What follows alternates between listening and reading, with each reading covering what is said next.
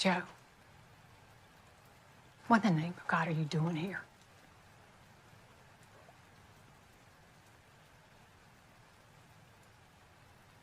You've kept the place looking real nice, Maggie. Law says you can't be here. I know. I know. I don't want any trouble. I just wanted to tell Christopher that his granddaddy passed away. I'm sorry about that. I'll let him know. And would you give this to him, please? Chris isn't here. Yes, I know he's moved on. Yes.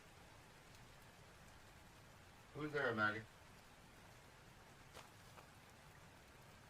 Nobody. I'll be right in.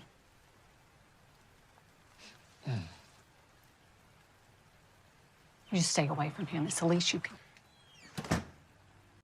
I just need you to bring attention to the dojo, all right? I want everybody to see this sign. You want me to flash my bits? That'll cost you extra. No, that's the opposite of what I want. Nobody wants to see your bits. Just take the sign, hold it up in the air, and spin it around, all right? Do that all day, and you'll get your money. Well, I want meth and a burrito. You can spend it on whatever you want. That's how money works. Just do your job, spin it around. I'll be back later. You got it? Got it. Hold the sign up.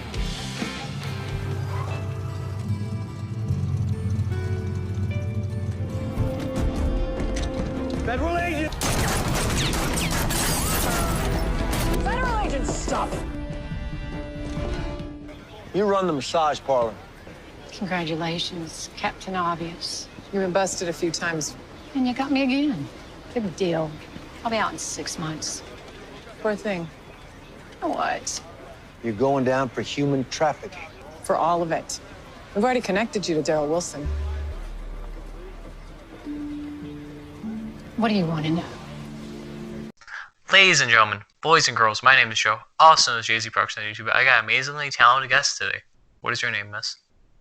Hi, guys. I'm Susan Gallagher. Welcome. Miss Gallagher, I got a couple of questions for you, if you don't mind. Sure, go ahead. Okay.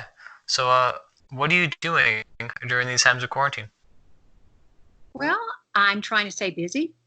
I'm doing podcasts like yours, and I'm working on social media and engaging with the fans and sending out headshots and or autograph pictures.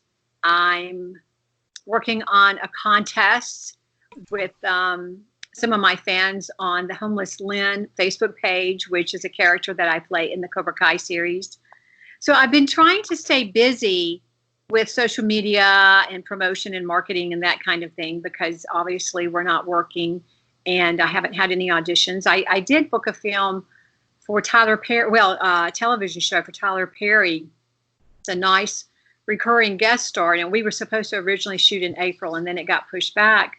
So I had been kind of keeping up with him to see, when his studios were going to open up, and I knew that he would be extremely careful, and he has control since he has his own studios. So, but I also knew that the part that I booked was not pivotal to the scene. And he had said in one of his interviews that he was going to be cutting back to just the bare minimum cast and crew, just like a skeleton cast and crew. So they did have to write out my character, but they said that they would remember me, and hopefully it will be for a larger part next time. That was disappointing, but I expected it. And I booked a film called 22, The Unforgotten Soldier by Sam Medina. And we are shooting that hopefully in September in New Orleans. And Sam is a wonderful actor. If you Google him or look him up on IMDb, Sam Medina, he's been in a lot of really big movies, and he's also directed a few things. And I had the honor of being directed by him last year in New Orleans on a series called Sons of Thunder. And he and I just really clicked, and our personalities and our work ethic and everything just gelled. So he's cast me in this film of his that is about PTSD and veteran suicide. So it touches on a very raw, emotional subject that is very real. So I'm honored to be part of that. I think you're a very talented actress, by the way. Thank you very much. I appreciate that.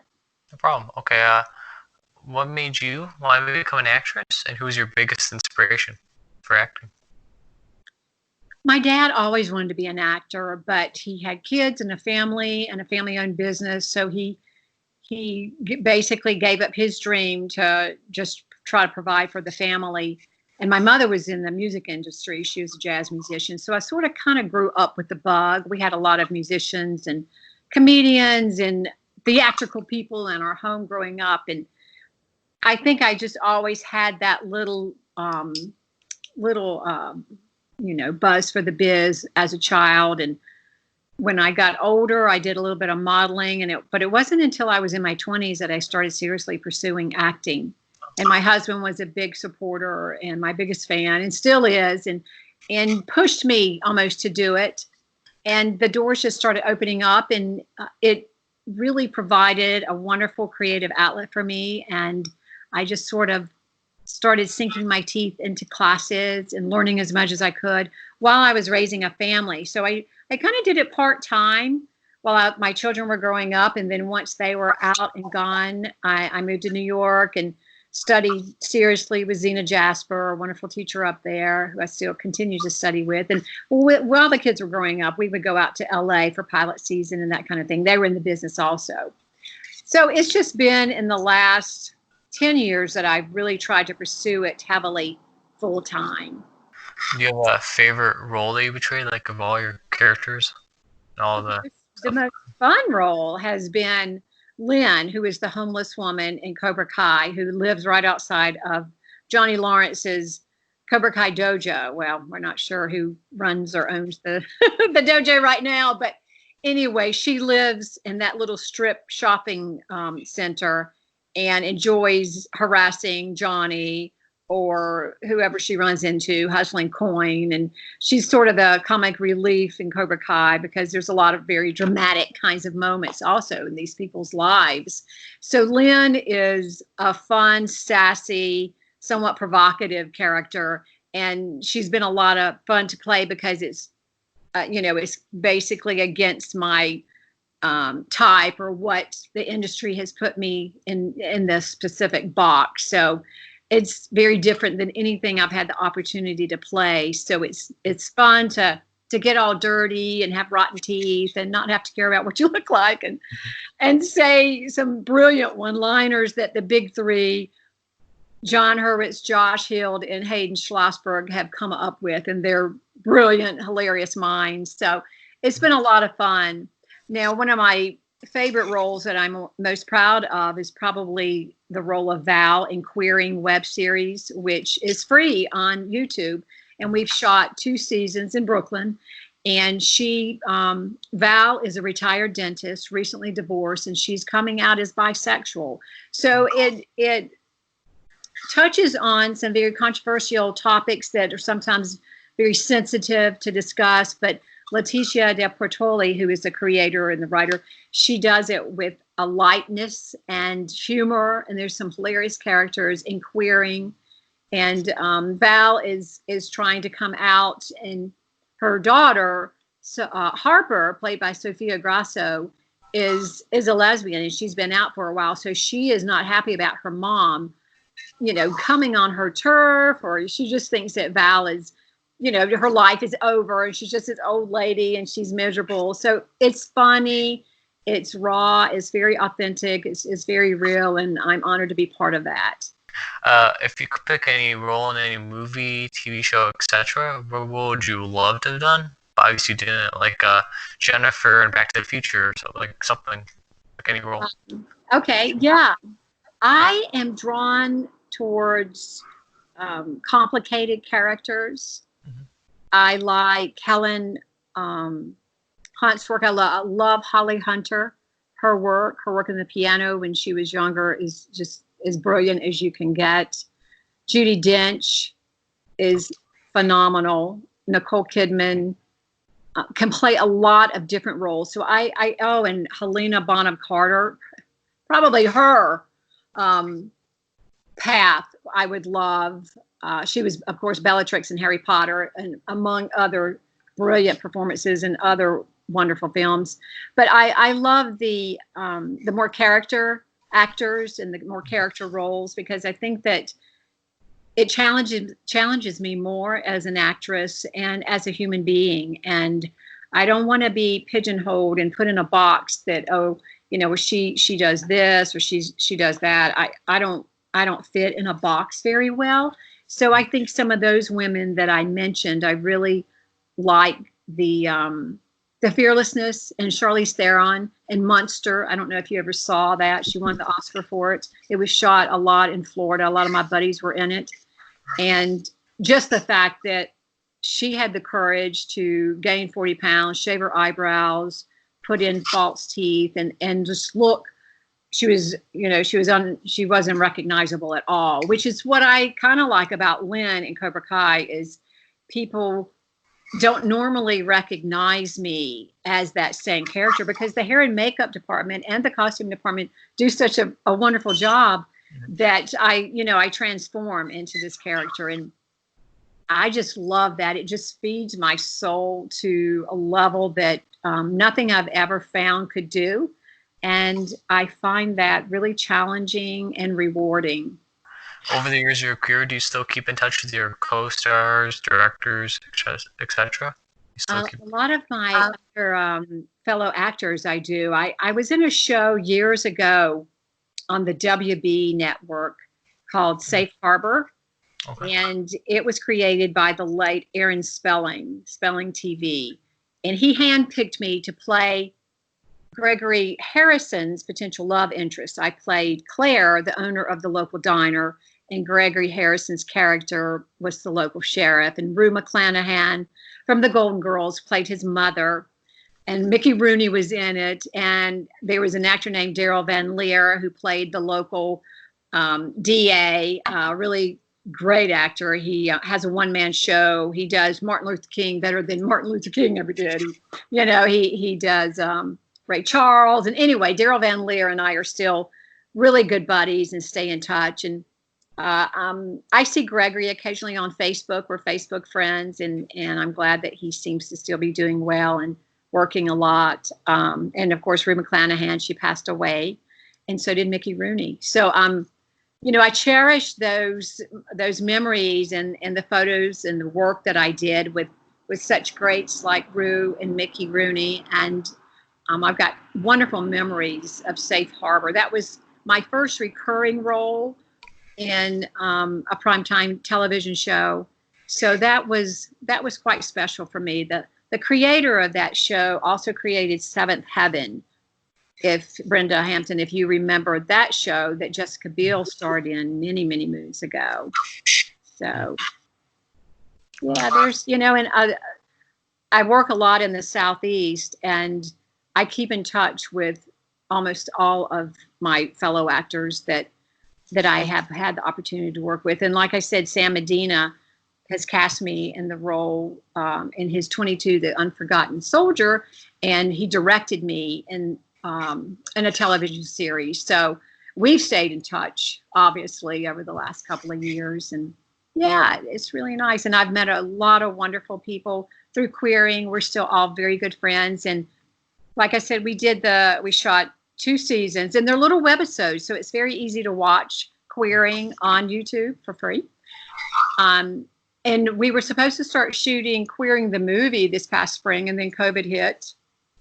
So we're hoping to do that maybe in the fall before winter, because we shoot in Brooklyn, and it'd be nice to start shooting before winter hits up there. But, we're just taking it a day at a time to see, where this whole virus thing takes us, and trying to be responsible, but not, you can't just end your life forever. So we're taking it a day at a time and just see what happens and what everybody thinks is the best for them.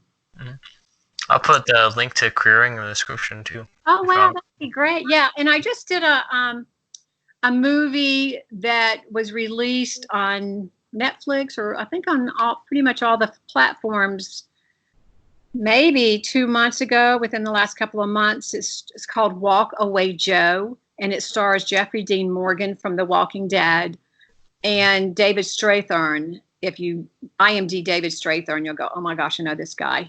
nominated for an Oscar and just brilliant. And I had the honor of playing his ex-wife, Maggie Haley, Joe's ex-wife. So that's out too. And, that was shot in New Orleans, I think. And we had a great time. The Tom Wright, who is a veteran actor, if you IMDb him, it was his directorial debut, actually. So I was really thrilled to be part of that, and that was cast by Brent Caballero in New Orleans, who I adore, and who has cast me in Lifetime movies and Christmas movies, and he does a great job down there. I'll link that too for audio in the description. Perfect. I got you. Yeah. Thank you. Okay. Who's the coolest person you've worked with? The coolest of your whole career. Coolest person. Oh. Yeah. I'm thinking because my first feature film was Rosewood, and John Voight was in that. Bing Rames was in that. S. Roll was in that. Oh wow! But Mickey Rooney. I just think it's got to be Mickey Rooney because I grew up watching him and Elizabeth Taylor, and when they were very young, and he's probably, I don't know, to me, that was the coolest to work opposite of Mickey Rooney. That's cool. He was a good actor. He's a great actor. Yeah, and a really nice person, and just adorable. He was just absolutely adorable. Most people are not adorable their entire lives. They start changing as we age. But even as an older guy, he was absolutely adorable and just cute as a button, and so nice, and just made you feel comfortable, and was very generous with people wanting to take pictures with him, obviously. And his wife was just precious, and yeah. That's cool. Okay. Better than that, I don't know if it gets any better than that, but hopefully we'll find out. Yeah. What director taught you the most? Which director do you love to work with? When we shot Safe Harbor back in the 90s, they had different directors for each episode, but Gregory Harrison, because he was the star of the show and it was his baby, he was very hands-on, and he was very generous because it shot in Jacksonville, Florida, so most of the talent was local. And even though we'd all been in acting class or done plays or whatever, we hadn't had a lot of real experience like on a primetime TV set. So he was a wonderful teacher. He has a natural directorial eye, as well as Scott Bakula, who Quantum Leap. NCIS NOLA. Okay, I know him from Quantum Leap too. Everybody knows it from that. I did that this past year. It came out, an episode of NCIS New Orleans, Louisiana, NOLA. Oh, wow. And what he reminded me a little bit of Gregory Harrison because NCIS is his baby, and he's one of the producers of the show, and he's the star of the show, and he is so hands-on and so professional, very, very smart. And I remember the one day that we were shooting, one of the scenes was an exterior shot. I play a madam who is into some very illegal things at her massage parlor. So you have to check it out. You can look on my IMDb to find out what episode it is on NCIS NOLA. But anyway, the weather was looking bad. And, there's people who are like super responsible for the weather when you're shooting. And that's their job. And it was looking bad. And so he was very decisive with, we need to do this, we need to do that. And just, I think just the leadership that he displayed was inspiring and educational. So I learned a lot just by working with guys like that have worked for a long, long time. But yeah, I've been very fortunate that way to work with lots of talented and really nice directors. That's my rescue dog, Lily. They're weed eating. I don't know if you can hear this. I'm sorry. The best internet is out here on my porch, so I'm outside and there's somebody weed eating in here. Lily, it's okay. It's okay. You want to see her? Sure. Lily. Hi, Lily. Hey, hi. Okay.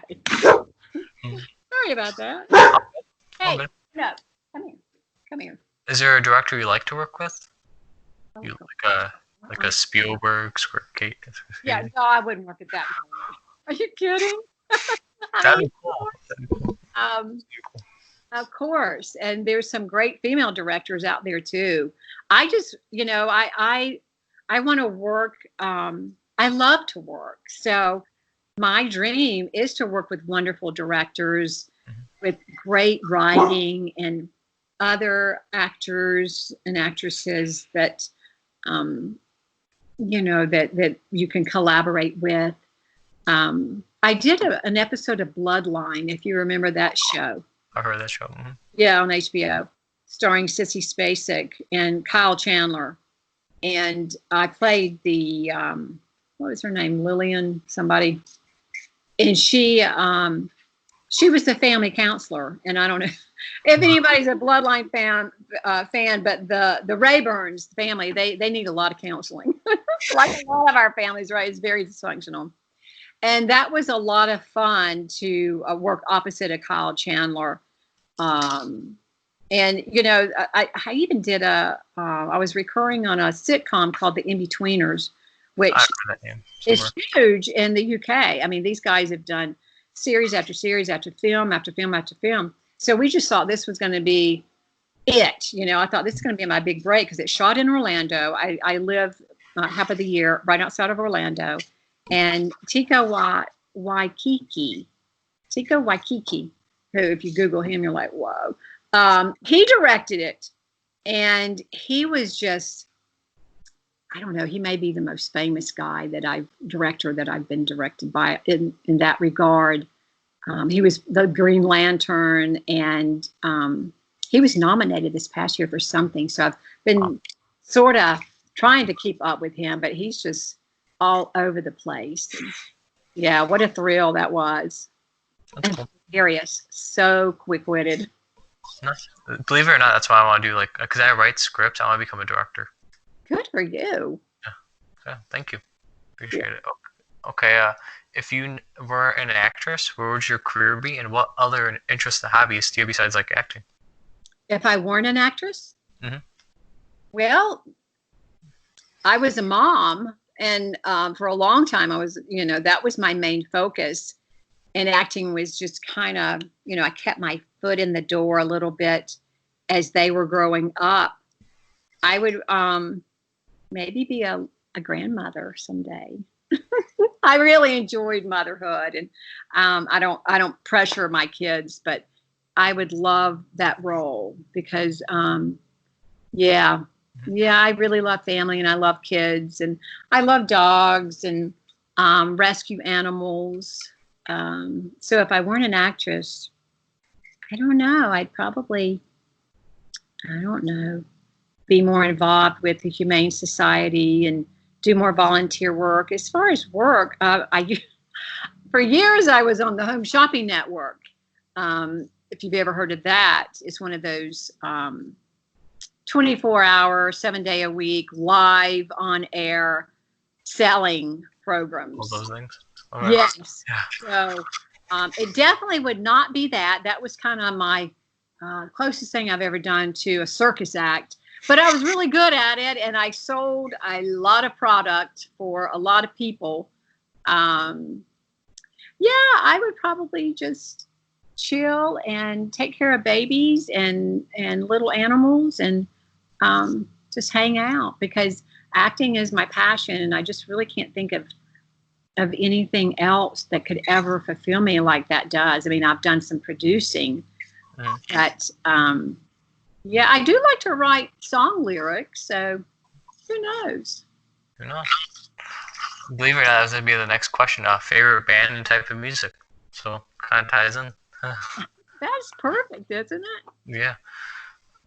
I don't have a favorite. You know, I have such an eclectic library in my iTunes. I have everything from, Al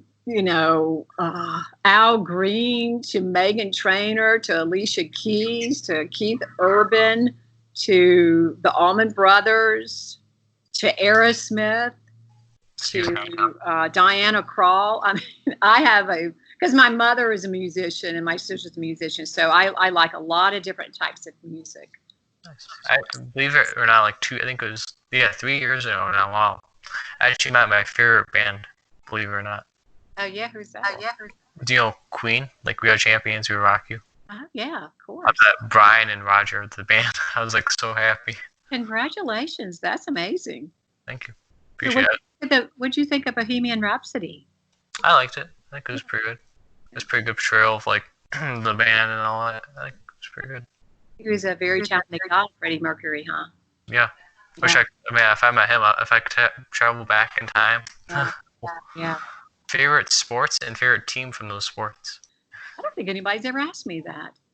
Well, if I don't, we like college football. And if I don't say the University of Central Florida, which is UCF, Knights, then there'll be the two most important men in my life, my son and my husband, will be mad because they both graduated from there.